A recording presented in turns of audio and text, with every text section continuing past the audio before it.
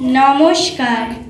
আজ এই বিদায় সম্বর্ধনা অনুষ্ঠানে মাননীয় প্রধান শিক্ষক ও সহশিক্ষক শিক্ষিকাগণকে প্রণাম ও শ্রদ্ধা জানাই।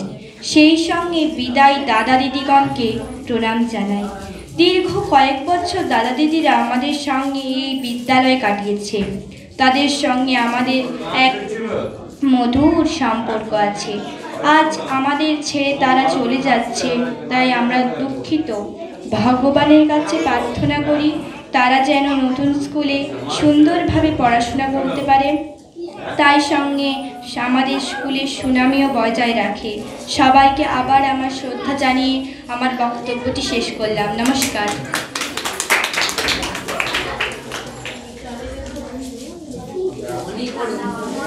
আমরা অন্বেষার কাছে শুনলাম তার মনের কথা।